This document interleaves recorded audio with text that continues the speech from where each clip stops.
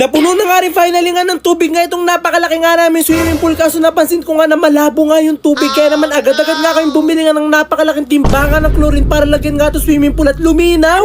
Sobrang saya ko nga pagkagising ko nga nung umaga kasi finally nga after 100 million hours na puno na nga rin nga ng tubig nga itong aming swimming pool. Pero sobrang ako nagtaka kasi hindi pa nga naliliguan nga itong napakalaki nga namin swimming pool nga na to, pero malabo na nga yung tubig. Kaya naman agad-agad nga ako nag-search nga kung paano nga namin mapapalino nga yung tubig nga nitong swimming pool nga namin, at nalaman ko nga na nilalagyan pala to ng chlorine para luminaw. Kaya naman agad-agad na nga muna namin nilinis nga nitong kuya ko nga itong swimming pool nga namin, at inalis nga namin yung mga dahon nga na napunta dito. Lalagyan na nga kasi namin nga ng chlorine nga itong swimming pool, at titignan ko nga talaga kung totoo yung mga napanood ko na talagang lilino nga na sobrang nga itong swimming pool kapag nga nilagyan nga ng chlorine. Kaya naman agad-agad na nga rin kami bumili nga ng isang malaking timbangan ng chlorine para nga talaga dito nga sa swimming pool nga namin. Binuhat na nga rin namin to agad-agad, at talaga nagpatulong ako kasi sobrang bigat nga talaga nitong isang timbangan ng chlorine nga na to, at hindi nga kaya buhatin ng isang tao. Pag nga daw kasi meron nga kayong swimming pool, isa nga daw talaga ang chlorine sa pinakakailangan, kasi ito nga daw yung nag-aalis nga ng mga bacteria at kung ano-ano mga germs sa swimming pool. At ito na nga nung nadala ko na nga dito nga sa lamesa, hindi na nga rin ako nagpatumpik-tumpik pa, agad-agad ko na nga rin itong binuksan. At ganito nga itsura nga ng chlorine nga na nabili nga namin, at para nga siyang mga maliliit nga na mga bato, at hindi nga siya yung powder. Ito na nga, nabuksan ko na nga itong aming biniling chlorine. So yung paglalagay daw nito sa swimming pool ay hindi daw natin siya ibubuhos ng ganito.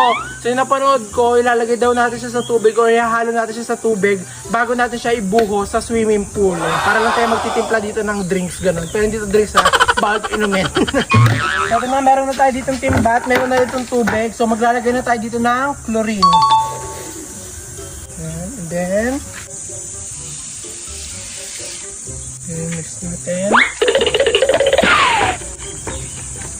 Ganito nga yung proseso nga doon sa nakita ko, kaya talagang gagayahin ko nga lang siya para talagang luminaw na nga ng sobra nga itong aming swimming pool. At dito nga muna nga ako sa napakalaki nga namin swimming pool nga maglalagay nga ng chlorine para talaga mas mabilis nga kumala. Malaki-laki nga kasi itong swimming pool nga na to, kaya kailangan ito nga muna yung unahin para talaga mas makita na agad natin yung resulta. At kung meron nga po kayo mapapansin nga dito nga sa swimming pool nga namin na merong walang tiles at merong nga yung mga tiles na nakaangat, kasi ito nga pong swimming pool nga namin na to, hindi pa talaga siya 100% tapos. Pero sabi naman nga nung gumagawa nga dito nga sa swimming pool nga namin, pwede na naman daw siya lagyan nga ng tubig, kaya nilagyan na nga rin namin kasi sakto nandito na nga rin kami sa probinsya namin.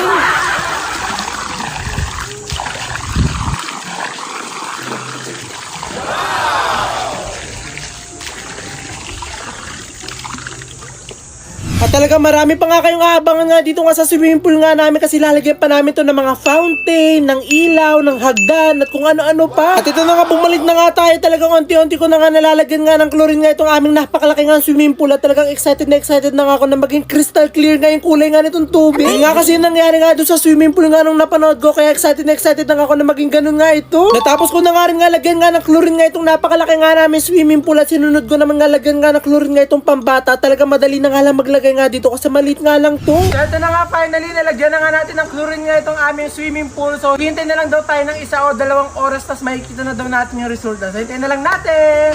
Excited na ako.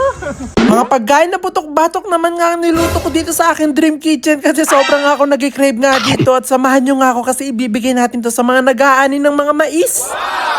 Literal nga na pang malakasan nga yung lulutuin natin ngayong araw, kasi kailangan nga na malakas ka kapag kumain ka nitong lulutuin natin. Ito nga mga pagkain na lulutuin nga natin ni talagang literal na sobrang sarap, pero kailangan nga na minsan-minsan mo nga lang siya kakainin. Kaya hindi na nga ako nagpatumpik-tumpik pa, dali-dali ko na nga pinaglalagay nga dito sa kaldero nga itong mga balot nga natin. At pagkasala ko nga dito sa balot, nag-umpisa na nga ako maglagay nga ng napakaraming tubig nga dito sa aking higanting kawat. Ito nga mga pampalasa. Inilagay ko na nga rin dito itong 2 ulo nga ng baboy nga natin, tapos itong napakahaba nga nating belly, at itong mga pata. Kailangan muna nga kasi natin silang pakuluan nga dito para talagang sobrang crunchy mamaya, tapos talagang sobrang malasa yung karne. At yung mga pangmalakasan nga natin mga putahe nga dito na lulutuin ay meron tayo ditong crispy ulo, bagnet, chicharong bulaklak, isaw ng baboy, meron ding crispy pata, mga crabs, balot, at giant chicharon. At matapos ko nga silang mailaga nga sa mga pampalasa nga natin, ay dali-dali ko na nga silang pinagkakat nga dito para magawa natin yung mga putahe na gagawin natin. At dahil nakat ko na nga sila, mag-uumpisa na nga tayo magprito kaya naglagay na nga rin ako dito ng mantika sa ating higanting kawa. At talaga nag-uumpisa pa nga lang ako magprito pero nakikita ko nga yung mga kasama ko na talagang na-excite na nga sila, talagang takam na takam. At nung naprito ko na nga itong mga bagnet nga natin, sinunod ko na nga rin iluto itong mga crispy pata. At talagang hindi na nga rin ako nahihirapan nga sa pagpiprito nga sa kanila kasi sa sobrang laki nga nitong aking higanting kawa, talagang sabay-sabay ko silang napiprito. Sinalang ko na nga rin dito itong mga ulo nga ng baboy para maging crispy ulo na nga sila, tapos sinabay ko na nga rin itong mga chicharong bulaklak. At habang piniprito pa nga ito, pumunta na nga ako sa gilid kasi meron pa nga tayong lulutuin ito nga mga alimango. Nagtunaw nga lang ako dito ng butter, tapos nilagyan ko nga ng bawang, tapos ginisa-gisa ko nga itong mga alimango nga natin. At hindi ko na nga ito nilagyan pa na kung ano-anong pampalasa kasi may sariling lasa nga itong crabs nga natin, oras na naluto siya. At para nga talaga extra special, naglagay pa nga ako dyan ng patatas, tapos nga ng sweet corn. At ito na nga yung panghuli-huli nga nating iluluto, itong mga higante nga nating chicharon. At umabot nga mahigit 2